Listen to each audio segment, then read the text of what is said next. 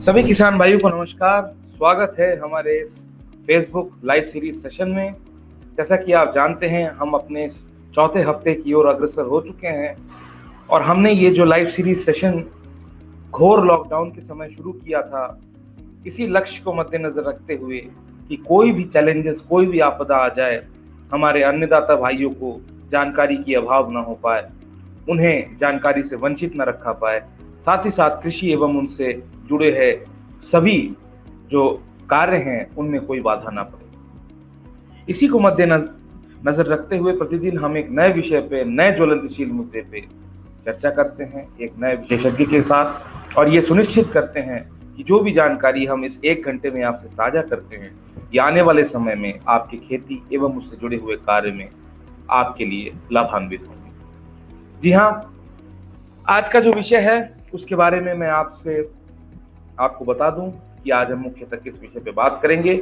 आज हम मत्स्य पालन से संबंधित कुछ जुड़ी चर्चाएं करेंगे।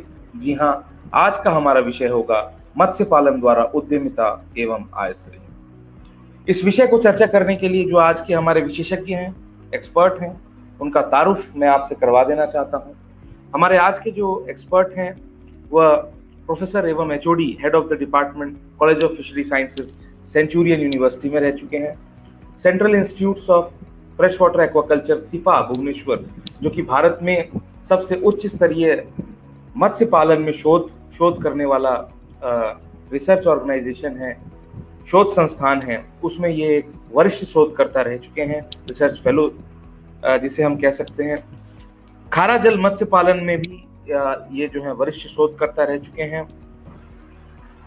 इस समय ये जो है senior technical coordinator world fish BISA Borlaug institute of South Asia, जो कि पूरे साउथ एशियन रीजन में कृषि एवं उससे जुड़े हुए जितनी भी गतिविधियां हैं उस पर उच्च स्तरीय शोध एवं डेवलपमेंटल कार्य करने के लिए जाना माना संस्थान है, उससे ये जुड़े हुए हैं।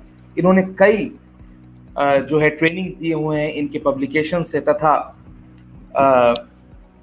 वुमेन जिसे हम कहते हैं एसएचजीज, सेल्फ हेल्प ग्रुप बना के फिशरीज द्वारा, मत्स्य पालन द्वारा उनकी आय सृजन तथा जीवन यापन किस तरह से बढ़ाया जा सके, इस पे इनका प्रमुख शोध चल रहा है। उड़ीसा से इनका ताल्लुक है। इस समय ये कटक में वर्ल्ड फिश, जैसा कि मैंने कहा, वहां पे ये विस्थापित है। तो आइए स्वागत करते हैं पूरी ऊर्जा के साथ हमारे बड़े ही युवा एवं बहुप्रतिभावान एक्सपर्ट का, श्री अर्धेंदु शेखर मोहंती जी का। अर्धेंदु जी नमस्कार। नमस्कार जी सिद्धार्थ जी, सभी मेरा कॉलिग्स, मेरा सहकर्मी और भारतीय कृषि समुदाय, कृषि समाज को मेरा नमस्कार। जय जवान, जय किसान, जय विज्ञान। होप, आशा करता हूँ आप सरकारी नियम का पालन कर रहे होंगे, घर पर रह रहे होंगे, कोविड-19 पैंडेमिक में सुस्त और सरल जीवन यापन कर रहे होंगे। स्वस्थ रहे, सुरक्षित रहे, नियम पालन करें और खेतीबाड़ी करते रहिए। जी सिद्धार्थ। सबसे पहले तो सर जी, आपने अपने बिजी शेड्यूल से समय निकाला, हमारे इस फेसबुक लाइव सीरीज सेशन में आप आए। सभी व्यूअर्स की तरफ से, हमारे 1 लाख जो फॉलोअर्स हैं उनकी तरफ से, इफ्को किसान संचार की ओर से आपका बहुत अभिनंदन एवं स्वागत है। मैं आपको बता देना चाहता हूँ, इस समय 60 से ज्यादा लोग लाइव सेशन में हमारे यहाँ जुड़ चुके हैं। काफी उत्साह है आज के लिए। कटरोडिया धर्मेश जी गुजरात से, मनीष यादव, भूपेंद्र नेहरा, मोनालिसा भट्टाचार्य, देवराज ठाकुर मानपुर, सौरभ शंकर दुबे मध्य प्रदेश से, राजेश कुमार, सरदार सिंह चौधरी राजस्थान से, डॉक्टर सुशील कुमार राय लखनऊ से, राजू हुसैन, स्नेहा कृष्णन, रमनदीप कासवा, कनक मल्लिक, पुनीत मिश्रा एवं चौधरी अशोक समोथा, ये सभी लोग हमारे साथ लाइव सेशन में जुड़े हुए हैं। इन्होंने कमेंट करके आपको बहुत बहुत अभिवादन एवं आपका स्वागत किया है। सारे व्यूअर्स का भी बहुत बहुत स्वागत है हमारे इस लाइव सेशन में। डॉक्टर साहब, आज मैंने जो आज का हमारा विषय है इसके बारे में मैंने थोड़ी सी हिंट दे दी है। सर्वप्रथम मैं चाहूंगा कि आप आज का हमारा जो विषय है इस पे एक पृष्ठभूमि दें, बैकग्राउंड दें और इंट्रोडक्शन देके बताएं कि आज हम मुख्यतः किन किन बातों पे चर्चा करेंगे। ओवर टू यू डॉक्टर साहब। जी धन्यवाद सिद्धार्थ। पहले तो बात ये करना चाहेंगे उनका इंफ्रास्ट्रक्चर और मेंटालिटी, मानसिकता ये होनी चाहिए हमारा दैनंदिन खाद्य श्रृंखल को अति पोषण तत्व युक्त करने के लिए और समान परिस्थिति में, समान जलवायु में उसको कैसे इसी जमीन को यूज करके, व्यवहार करके हम ज़्यादा से ज़्यादा आर्थिक अभिवृद्धि की ओर अग्रसर हुए। तो इससे मद्देनजर रखते हुए मत्स्य पालन एक सबसे बहुत एक लाभदायक खेती है। ये मत्स्य पालन आज आप देखें तो मच्छी एक सिर्फ खाने का चीज़ नहीं है, एक मेडिसिनल कंपोनेंट बन चुका है, औषधि उपादान। इसमें बहुत सारे पोषण तत्व युक्त बहुत न्यूट्रिशनल एस्पेक्ट्स है, जिससे हम खाने के साथ साथ हम अपने अच्छे सेहत के लिए भी व्यवहार कर सकते हैं। बाकी रहा आर्थिक अभिवृद्धि की ओर, हर एक चीज़ का एक परिवर्तन होता है। आज कृषक समुदाय ये सोच रहे हैं कि इसी जगह को, इसी जमीन को हम यूज करके ज़्यादा से ज़्यादा हमें आर्थिक स्थिति हम सुधार सकते। आज विश्व में मछली उत्पादन का जो आंकड़ा है वो 1650 मिलियन टन है। पॉपुलेशन 1/1.5 की शतकड़ा के हिसाब से बढ़ रहा है। हमारा हिंदुस्तान का टोटल प्रोडक्शन अभी 7.6 लाख मेट्रिक टन के आसपास है, जिसे हम दो तरीका की डिवाइड करते हैं। एक अनुबंधित इनलैंड फिशरीज, जो मधुर जल अनुबंधित जो तालाब होता है, और एक मैराइन फिशरीज। मैराइन फिश फिलहाल हम उसको छोड़ते हैं क्योंकि हम एक्वाकल्चर की ओर जा रहे हैं। तो इसमें से खारा जल मत्स्य कृषि एक होता है और एक अनुबंधित मधुर जल फिशरीज एक होता है खेती। तो इसमें से लगभग 7.6 से 5 से ऊपर 5.06 के ऊपर मतलब ये होता है अनुबंधित जलाशय में वो होता है। तो ये धीरे धीरे बढ़ता जा रहा है और जो पर कैपिटा कंजप्शन है हिंदुस्तान के लगभग 20 के होने जा रहा है अगले अर्ध दशंधि के अंदर। तो ये जो चेंजेस आया हुआ है एक्वाकल्चर के, तो इससे हम एक पॉजिटिव की ओर लें, सकारात्मक रूप से मनोभाव रूप में लें और इसको हम जैसे ही जैसे उसको बढ़ावा दें, सरकारी योजनाएं के अंतर्गत जो सब मानसिकता को परिवर्तन करके हम उसको जरा से जरा कार्यकारी करें और आर्थिक और स्वास्थ्य बुद्धि के लिए हम इसको अपनाएं। जी सिद्धार्थ जी। डॉक्टर साहब, आपने बड़े विस्तृत रूप से कहा कि जो ये मत्स्य है, मछली है, ये कितना बड़ा प्रभाव डालता है मानव जीवन यापन पे। और मैं तो खास करके मैं बताऊं आपको, मैं अपना पर्सनल एक्सपीरियंस में खुद बंगाल से ताल्लुक रखता हूं, तो मत्स्य तो हमारे जीवन में बहुत एक उपयोगी चीज है। और तथा खैर इसके ऊपर कई भ्रांतियां भी हैं, उसके ऊपर भी हम आगे चर्चा करेंगे। परंतु सबसे पहले मैं आपको बता दूं, 90 से ज्यादा लोग इस समय हमारे साथ लाइव सेशन में जुड़े हुए हैं। ये हमारा आज तक का सबसे ज्यादा लाइव व्यूअरशिप है। इसके लिए धन्यवाद सभी हमारे व्यूअर्स को एवं आपको डॉक्टर साहब कि इतना रोचक विषय आपने चुना है जिस पे आज हम चर्चा कर रहे हैं। आगे बढ़ने से पहले मैं आपको बता दूं, डॉक्टर रमेश चंद्र यादव, उमेश प्रताप सिंह, भूपेंद्र थेनुआ, सुरेंद्र पिल्लानिया, विवेक चौहान, रघुवीर सिंह गिल, जसबीर सिंह, एडवोकेट विनोद चौहान, योगेश कुमार, सरदाबेन, पुरुषोत्तम पटेल, गुजरात से ये जुड़े हुए हैं, रणधीर माने, दया श्रीवास्तव, ये सभी लोग आपको बहुत बहुत अभिवादन एवं आपको स्वागत कर रहे हैं हमारे लाइव सेशन में जुड़ने के लिए। सभी व्यूअर्स का भी बहुत बहुत धन्यवाद। तो डॉक्टर साहब, इंट्रोडक्शन देखिए आपने बताया कि मत्स्य का कितना महत्व है हमारे जीवन में तथा राष्ट्र की सुधार के लिए। अब हम बढ़ते हैं हमारे आज के पहले सेगमेंट की ओर। सबसे पहले मैं चाहूंगा आप बताएं कि यदि एग्रीकल्चर, खेती बाड़ी मतलब फसलीय खेती करें और एक्वाकल्चर हम मत्स्य पालन करें 1 एकड़ में, तो यदि हम दोनों का कंपैरेटिव एनालिसिस करें तो आपके हिसाब से ज्यादा फायदेमंद किसान भाई किससे हो सकता है, किससे लाभान्वित हो सकता है, इस पर जरा सा प्रकाश डालें। जी डॉक्टर साहब। जी धन्यवाद। देखिए, एक फिशरी एक्सपर्ट्स के नाते नहीं, एक किसान की तरह मुझे देखिए, मैं अगर आर्थिक अभिवृद्धि चाहता हूं तो बिना हिचकिचाहट के मैं मत्स्य पालन की ओर में बढ़ूंगा, क्योंकि टेक्निक वैश्विकता की तौर पर मैं बताना चाहता हूं। जो हमारा जो एक जमीन होता है, जो खेती होता है, अनाज की हो और बाकी खेतियों के हो, वो हमेशा 2D में यूज होता है, 2 डायमेंशन, और एक लंबाई और एक चौड़ाई। गहराई और एयर को हम यूज नहीं कर सकते, पहला बात। दूसरा बात, एक क्रॉप लगभग एक सीजन ले लेता है। आप मच्छी की ओर आइए, लंबाई और चौड़ाई के साथ हम इसके गहराई को भी यूज कर सकते हैं, हम व्यवहार कर सकते हैं पानी के जरिए से। तो अकॉर्डिंग टू द नीच, खाद्य श्रृंखल के हिसाब से तरह तरह की मच्छी उसके डालने के हम प्रतिपालन कर सकते हैं। और एक लाभदायक उपचारिकता की ओर देखें तो आप किसी भी तरह का, किसी भी एक जेनेटिकली मॉडिफाइड और जेनेटिकली स्टैंडर्डाइज सीड, अब अनाज में हो और किसी दूसरे खेती में हो, आप कर लीजिए। 1 एकड़ मतलब 4000 स्क्वायर मीटर, जो 0.4 हेक्टर होता है, दूसरे दूसरे नाप होते हैं।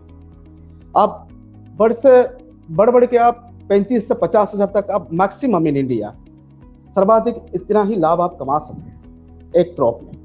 लेकिन मच्छी की ओर आप जाए तो किसी भी तरह की साइज में आप अगर स्टॉकिंग करके या प्रतिपालन करके आगे साल में 1 क्रॉप या 2 क्रॉप अगर कर लेते हो, एक 3 तरह का होता है, एक सर्वाधिक परिचालनायुक्त वैश्विकता, एक मध्यम परिचालनायुक्त वैश्विकता, एक सर्वनिम्न परिचालनायुक्त वैश्विकता। हम माध्यमिक की अगर जाए, अर्धसघन जो उसका बोलते हैं, सेमी इंटेंसिव फार्मिंग, इतना कष्ट नहीं है। थोड़ा टाइम देके यदि हम उसको करें तो 1 साल में उससे हम 2 से 2.5 गुना हमारा आर्थिक अभिवृद्धि हो सकता है। ये इवेंचुअली प्रूव्ड है by the all the scientist of India. सब ये मतलब हमारा कृषि समुदाय, मत्स्य पालन समुदाय, ये सब हमको प्रमाण कर चुके हैं। ये एक आंखों देखा है और इसमें समय बाकी खेतीबाड़ी से कम समय देना पड़ता है। आप उसको पार्ट टाइम करके भी फुल टाइम का आप आर्थिक अभिवृद्धि आप कर सकते हैं, इनकम कर सकते हैं। ये एक बहुत बड़ा अनुभव है। ये अब अभी चिंतन का, अनुचिंतन का विषय ये होना चाहिए, हम कैसे उसको कन्वर्ट करके, परिवर्तन करके हम इसको तालाबों में कन्वर्ट करें और अनुबंधित तालाब में उसको मत्स्य पालन की ओर आगे बढ़े। जी सिद्धार्थ। जी डॉक्टर साहब, आपने बड़ी महत्वपूर्ण बात कही, और ये बात जो है सोचने लायक है किसान भाइयों की, कि जो हम कृषि करते हैं उसमें हम 2 डायमेंशन, केवल हम 2 सिरा इस्तेमाल करते हैं, लेंथ ब्रेथ। बट जो फिशरीज है, जिसमें मत्स्य पालन, ये 3 डायमेंशन एक फार्मिंग का आयाम है, कृषि का एक आयाम है, जिसमें जल, जमीन एवं वायु तीनों का हम उपयोग करके किसान भाई अधिक लाभ कमा सकते हैं। डॉक्टर साहब, 70 से ज्यादा लोग इस समय लाइव सेशन में हैं। चौहान अशोक, संदीप नायक, प्रीतम राउत, CLU, सौरभ रक्षित, रोहित वर्मा, सुनील सिंह, पंकज कुमार सिंह, सभी व्यूअर्स ने आपका बहुत बहुत अभिवादन एवं धन्यवाद ज्ञापन किया है। सारे व्यूअर्स का भी बहुत बहुत धन्यवाद लाइव सेशन में जुड़ने के लिए। बढ़ते हैं हमारे अगले सेगमेंट की ओर, क्योंकि कुछ ही देर में सवालों की भी फहरिस्त लगने लगेंगी। अब मैं चाहता हूं जो सर आप ये जरा सा गाइड करें, प्रकाश डालें कि भारत में मत्स्य पालन को बढ़ावा देने के लिए जो भारत सरकार है, इसकी कई सरकारी योजनाएं हैं। तो अपने जो है राज्य को मुख्य आधार रखते हुए तथा भारत में कई अन्य राज्यों में कौन कौन सी ऐसी सरकारी योजनाएं चल रही हैं जिसका किसान भाई लाभ उठा के अतिरिक्त तौर पे अच्छी तरीके से मत्स्य पालन की ओर आगे बढ़ सकते हैं, इस पे जरा सा प्रकाश डालें। देखिए, शुरू से ही हर एक बजट पे, हर एक बजट सेशन में और फ्रैक्शन बजट सेशन में जो हम संसद में उपस्थापना करते हैं, मान्यवर सरकार जिसका भी हो, जो फाइनेंस मिनिस्टर, अर्थ मंत्री, तो योजना तो तरह तरह के लाते हैं। और फिशरी, मत्स्य पालन ये एलाइड पार्ट की तरफ एग्रीकल्चर के रहा है हमेशा, और कुछ ना कुछ इसमें स्कीम योजना अंतर्गत होता ही है और कुछ बजट होता ही है। तो पहले एक जमाना ये था जो योजना होते थे और एलाइड की सोच में, मानसिकता की ओर वो जाता था, और एलाइड की तरफ, एक ब्रांच की तरफ, एक शाखा की तरह हम उसको इसी नज़र से देखते थे। अभी बात ये हो गया है, अभी आप बजट सेशन देखिए, 20,000 करोड़ इस एनडीए गवर्नमेंट ने सैंक्शन किया है ओनली फिशरीज के लिए। तो ये एक 20,000 करोड़ सैंक्शन होना अपने आप में एक अनुभव है। हम कितना परिवर्तन चाहते हैं, आर्थिक अभिवृद्धि चाहते हैं, जीडीपी, ग्रॉस डोमेस्टिक पोटेंशियल जो ग्रोथ होता है, कितना हम चाहते हैं कि मत्स्य पालन के थ्रू जरिए हमारा जीडीपी बढ़े। ये सिर्फ एक सैंक्शन नहीं है, एक अनुदान नहीं है, योजना नहीं है, एक सोच है, एक चिंतन है, क्योंकि हम एक परिवर्तन की ओर, ब्लू रिवॉल्यूशन, नील विप्लव की तरफ हम जा रहे हैं। तो हर एक राज्य में हर एक तरह के योजनाएं अंतर्गत होते हैं। पहले सैंक्शन होता है पार्लियामेंट में, सदन में, कैबिनेट मोहर के बाद हर एक राज्य को हम उसको शाखा की ओर हम बढ़ाते हैं। 20,000 करोड़ अभी सैंक्शन हुआ है, अभी जाएगा। अभी कुछ राज्य रीजनल के सेक्टर के ओर से भी विधानसभा में भी ये चर्चा प्रदर्शन होने के बाद और भी कुछ पास करते हैं। जैसे अभी उड़ीसा में चल रहा है मो पोखरी योजना, मत्स्य Pokhari Yojana, MPY, women self help group, pisciculture through women self help group in gram panchayat tank. Blue revolution का हाल अभी बंद हो गया है, वो भी रिन्यू हो जाएगा। किसान क्रेडिट कार्ड, लोन और कुछ आर्थिक छूट है गवर्नमेंट की ओर से, जब हम सब्सिडी बोलते हैं। ये सब अनुदान, योजना और सहायता गवर्नमेंट की ओर से, सरकार की ओर हमेशा चलता रहता है। मैं अभी उड़ीसा में काम कर रहा हूँ, तो उड़ीसा की योजना के बारे में मुझे थोड़ा ज़्यादा पता है। बाकी सब अलग अलग राज्यों में योजनाएं होंगे। आप वाकिफ होना चाहिए, सरकारी ऑफिस में जाना चाहिए और वाकिफ होना चाहिए क्या कागजात, क्या खाता खतियान का क्या दरकार, जो आवश्यकता, जो डॉक्यूमेंट है टेस्टिमोनियल से हो, उसको हम देख के, उसका जांच करके, इसी हिसाब से अप्लाई करके आप उसको शुरू कर सकते हैं। जैसे मैं एक एग्जांपल देना चाहता हूँ आंध्र प्रदेश का। वहाँ का सोचना मत्स्य पालन के बारे में, सोच इतना स्ट्रांग है, एक भी टुकड़े भी जगह उनको नहीं छोड़ते, खाली नहीं छोड़ते। अनाज करेंगे नहीं तो मत्स्य करेंगे। हमारे यहाँ कितना पड़ा रहता है अनयूज्ड, अनावश्यक, जैसे हम देखते हैं। लेकिन एक जगह है जहाँ आंध्र प्रदेश, जहाँ सब्सिडी भी नहीं होता है, आर्थिक छूट भी नहीं होता है। छूट हमेशा कम होती जाएगी जैसे हम सोचने लगेंगे ये हमारा ज़्यादा डिमांडेड एक्टिविटी है। तो इस सोच को परिवर्तन करके, योजना के बारे में जान के, सरकारी सहायता लेके, सरकार को कोऑपरेट करके हम इसकी ओर बढ़ना चाहिए। जी सिद्धार्थ। जी सर जी, आपने बताया कि किस तरह से आने वाले समय में, क्योंकि छूट के भरोसे यदि हम रहेंगे तो व्यापार नहीं बना पाएंगे। छूट अपने आप में एक, जिसे कहते हैं, अपंग करने वाली चीज है। किसानों को भले ही बड़ा अच्छा लगता है कि सब्सिडी मिल रही है, परंतु ये आने वाले समय में इसका लाभ नहीं उठा सकते और इससे नुकसान ही होता है। चलिए, ये तो कुछ ऐसा विषय है जिस पे चर्चा यदि हम करें तो शायद पूरा दिन निकल जाएगा, छूट पे एवं सब्सिडी पे। सवालों की फहरिस्त लग चुकी है सर जी। सबसे पहले मैं आज का हमारा सवाल लूंगा, हमारे भाई हैं गुजरात से, क्योंकि गुजरात के भी जो साउथ गुजरात के एरियाज हैं वहाँ पे काफी जो है मत्स्य पालन पे ध्यान दिया जा रहा है, खास करके जो श्रिम्प कल्टीवेशन है इस पे काफी जोर दिया जा रहा है आजकल। आप भी मतलब बहुत अच्छे से रूबरू होंगे सर जी इस पे। तो हमारे एक भाई हैं योगेश कुमार शारदा बहन पुरुषोत्तम पटेल, वो ये सवाल पूछ रहे हैं, सर जी आजकल लोग छोटे छोटे 20x20 के पॉन्ड बनाकर फिशिंग प्रोडक्शन कर रहे हैं। क्या ऐसा छोटे छोटे पॉन्ड में ये करना वायबल है या करने लायक, या इसमें कोई प्रॉफिटेबिलिटी है? इसको जरा सा मुझे बताएं, इनके सवाल का जवाब देना। जी, 20x20 meter, I think 400 square meter. Yes yes, बिल्कुल वायबल है, बिल्कुल वायबल है।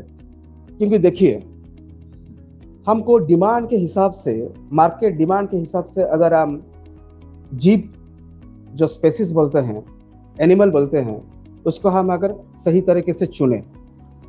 हमारे भारत में ज़्यादातर लोग IMC को कंज्यूम करना पसंद करते हैं, जो इंडियन मेजर कार्प होता है, जो बोलते हैं रोहू, काटला एंड मृगल। जो इसका मैं इंग्लिश वर्जन बोलता हूँ क्योंकि तरह तरह की आप रीजनल लैंग्वेज में रीजनल उसका नामकरण कुछ अलग होता है। जो काटला, रोहू, मृगल ज़्यादातर होता है। हर एक स्पेसीज कंपोजिशन का जीव पालन करने, जल जीव पालन करने का एक तरीका होता है। उस कंपोजिशन का एक स्टैंडर्ड साइज होता है पॉन्ड का। इसमें से इकोनॉमिकल अर्थनीति को जानना सबसे ज़्यादा जरूरी होता है।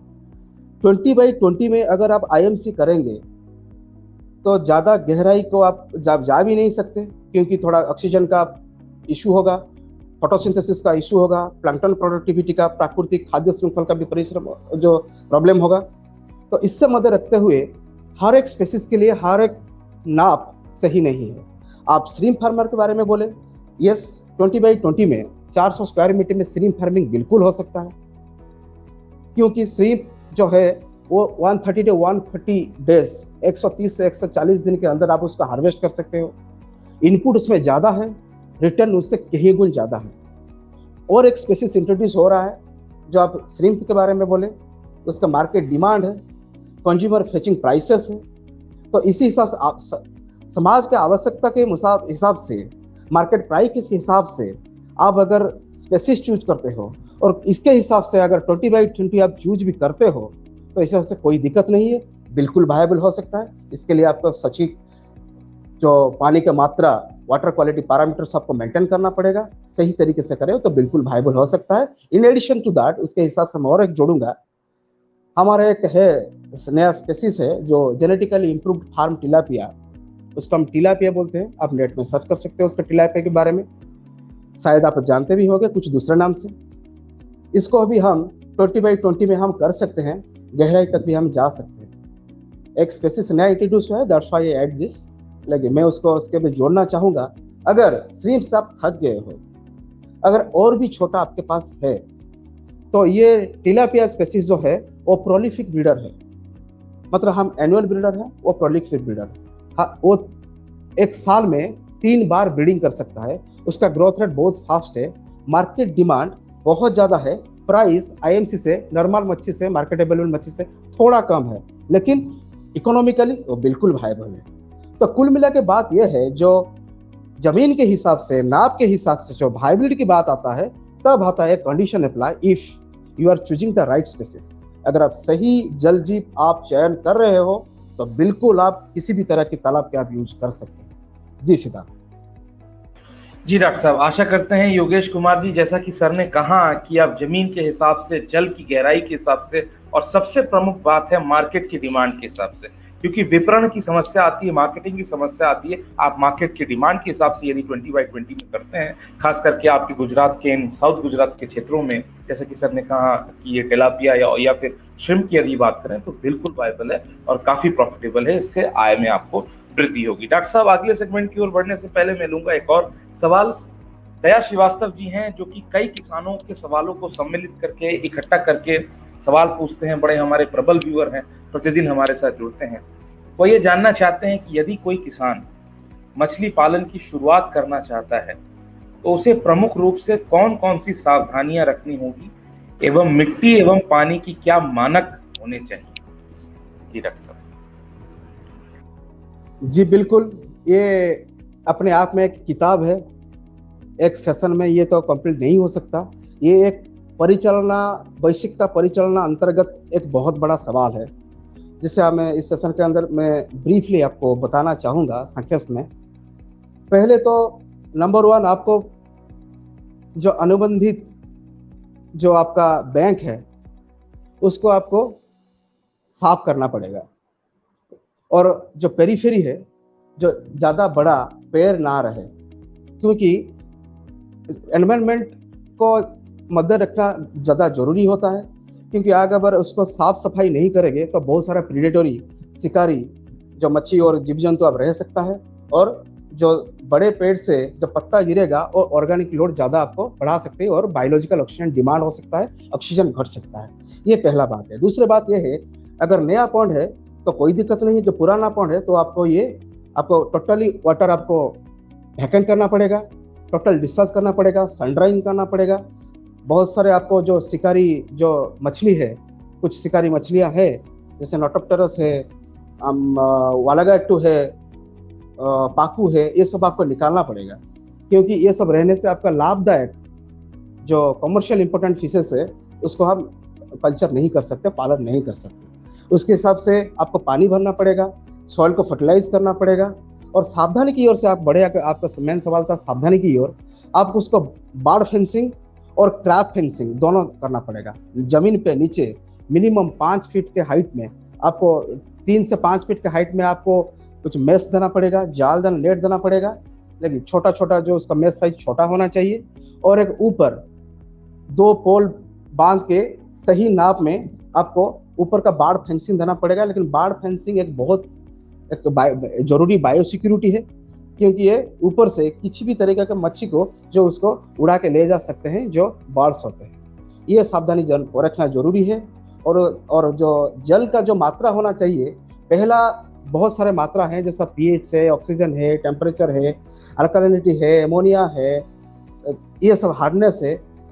मेन जो चीज मैं बताना चाहूंगा वो है पीएच, जिसे थोड़ा सा अल्कालाइन होना चाहिए। क्योंकि एक टेक्निकलिटी हम रिलेट करता हूँ मैं, एक क्यों अल्कालाइन होना चाहिए थोड़ा सा। हमारा बॉडी का जो मेटाबॉलिज्म होके एसिमुलेट होके जिस भी खाद्य श्रृंखल के थ्रू हम एसिमुलेट हो रहा है, और नहीं तो हम जो ब्लड है उसका जो मात्रा है अल्कालाइन, जो पीएच है उस ये थोड़ा अल्कालाइन है। इसी हिसाब से कुदरत ने हम इसी तरह ही बनाया। मच्छी पालन की ओर जो माध्यम, हम जल का माध्यम जो यूज करते हैं, व्यवहार करते हैं, वो भी थोड़ा अल्कालाइन होना चाहिए। तो कुल मिला के नाप ये होना चाहिए 7 से ऊपर, 7.5 से 8.6 और 8.9 ये मैनेजेबल है। 9.5 से ऊपर ये थोड़ा लिथल हो जाएगा, और 7 से कम 6.5 के ऊपर चलेगा, और 5 के नीचे ये भी थोड़ा लिथल हो जाएगा। और ऑक्सीजन जो होता है डिजॉल्व ऑक्सीजन, उसका मात्रा मिनिमम 5 to 6 ppm होना चाहिए। मॉर्निंग लेवल में 6 ppm जरूरी होनी चाहिए। और जो है हार्डनेस और अल्कालिनिटी, एमोनिया लेवल, एमोनिया एक ऐसा चीज है जो ऑक्सीजन डिमांड को बढ़ाता है, ऑक्सीजन घटा देता है। उसका मात्रा जो श्रिम्प में अगर जाए तो 0.02 से नीचे होना चाहिए, 0.02 से कम, और एक मच्छी में 0.5 से ऊपर बिल्कुल भी नहीं होना चाहिए। ये सब मात्राएं हैं, वाइटल मात्रा है, जो जरूरी मात्रा जो आपको ध्यान में रखना पड़ेगा। और टेम्परेचर आपको मिनिमम 26 से 28 डिग्री जो हम आइडियल मानते हैं, 30 से 32 डिग्री तक कोई इशू नहीं है। अगर समर में आपका टेम्परेचर बढ़ता है तो इसलिए आपको क्या करना पड़ेगा, आपको एरेशन, आर्टिफिशियल एरेशन देना पड़ेगा, थोड़ा वाटर एक्सचेंज करना पड़ेगा तो टेम्परेचर मेंटेन करने के लिए। छोड़िए, ये तो अपने आप में बहुत तरह का मैनेजमेंट सिस्टम है, वैश्विकता, उसको परिचालना का वैश्विकता अंदर ही आता है। बहुत बड़ा सवाल है ये। तो फिलहाल सिक्योरिटी के तौर पर, बायो सिक्योरिटी के तौर पर, और ये अनुदान देने वाले कुछ जो परिमात्राएं हैं उसका हम अगर ध्यान दें तो अच्छी तरह का लाभदायक उपाय से मछली प्रतिपालन कर सकते हैं। जी सिद्धार्थ। जी डॉक्टर साहब, आशा करते हैं दया श्रीवास्तव जी, जैसा कि ये मोहंती जी ने कहा कि ये खुद में अपने आप एक बहुत बड़ा विषय है, चर्चा का विषय है। इन्होंने संक्षिप्त में बताया कि इन प्रमुख बातों का ख्याल रखें, मेज बनाएं, जाल फैलाएं, बर्ड प्रोटेक्शन करें, फिर आर्टिफिशियल एरेशन दे। यदि इनका ख्याल रखेंगे तो निश्चित ही एक किसान भाई सुचारू रूप से मत्स्य पालन कर सकता है तथा उससे अधिक लाभ कमा सकता है। डॉक्टर साहब, आज का विषय इतना रोचक है, इतने लोग सवाल पूछ रहे हैं कि मैं क्या बताऊं, परंतु मुझे सवाल लेने पड़ेंगे अगले सेगमेंट की ओर बढ़ने से पहले। 50 से ज्यादा लोग इस समय लाइव हमारे साथ हैं। जितेंद्र शुक्ल, राकेश कुमार सिंह, दिव्येंदु पॉल, परमानंद सिंह, यशपाल सिंह, अजय वर्मा, आशीष काले, ये सभी लोग जो हैं, विवेक कुशवाहा हमारे साथ लाइव सेशन में जुड़े हैं तथा आपको बहुत अभिवादन एवं धन्यवाद कर रहे हैं। सभी व्यूअर्स का भी बहुत बहुत धन्यवाद हमारे साथ जुड़ने के लिए। डॉक्टर सुशील कुमार राय हैं, ये भी हमारे काफी प्रबल व्यूअर हैं, प्रतिदिन हमारे साथ जुड़ते हैं। ये भी सभी किसानों के सवालों को सम्मिलित करके एक अपना सवाल पूछते हैं ताकि कई किसानों के सवाल जवाब हो सकें। इनका ये कहना है, हालांकि ये भी जो सवाल पूछ रहे हो सकता है इस पे भी एक टॉपिक हो सकती है। ये जानना चाहते हैं कि जल कृषि में मिश्रित मत्स्य पालन और एकीकृत मत्स्य पालन, मिक्स्ड जिसको हम फिशिंग कहते हैं, एवं जो इंटीग्रेटेड फिशिंग टेक्निक से, इसके बारे में मार्गदर्शन करें। मुझे लगता है ये भी बहुत बड़ा एक वो है, जरा सा जो है संक्षिप्त में इनको जो है मार्गदर्शन करें डॉक्टर साहब। जी धन्यवाद। देखिए, मिश्रित जल जीव पालन और इंटीग्रेटेड फिश फार्मिंग ये थोड़ा अलग अलग चीज है। मिश्रित इंटीग्रेटेड नहीं होता। मिश्रित जो है, हम एक स्पेसिस के ओर, एक जल जीव की ओर ना जाए तो बेहतर है। क्योंकि मैं आपको बताता हूँ, जल का एक स्तर होता है, 3 स्तर होता है, एक ऊपर, एक मध्यम, एक निम्न। तो इसी हिसाब से हमारा प्राकृतिक खाद्य श्रृंखल, जो प्राइमरी प्रोडक्टिविटी, नेचुरल फूड निच जो होता है, ये 3 तरह की होता है। जो सर्वोत्तम, सर्वोपर भाग की जो मछलियां होती है, जो स्पेशलाइजेशन होता है, इसी जगह में हम सर्वाइव कर सके, तो इसी नीच के ऊपर वो डिपेंडेंट रहते हैं। उनका फीडिंग हैबिट एंड हैबिटेट वही रहता है, और नीचे जा नहीं सकते। उनका कंस्ट्रक्शंस, जो मैन्युफैक्चरिंग कुछ इसी तरह का ही है, एक कुदरत का देन है। मध्यम एसआई जैसे आपके मैं बताता हूँ, ज़्यादातर अर्धसघन की प्रणाली में हम ज़्यादा करते हैं इंडियन मेजर कार्प, जो भारतीय मुख्य जल जीव जो बोलते हैं। इसका काटला, रोहू, मृगाल। काटला का नीचे ऊपर, रोहू का नीच है मिडिल, मध्यम, और मृगल का नीच है बॉटम। इसी हिसाब से उसका खाद्य श्रृंखल चलता है। अगर एक मच्छी जल जीव पालन की ओर हम बढ़ें तो टोटल पॉन्ड को, टोटल तालाब को हम पूरा व्यवहार आर्थिक तौर पर नहीं कर सकते। इसलिए हम मिश्रित कृषि को, मत्स्य पालन को हम बढ़ावा देते हैं। ये मिश्रित होता है।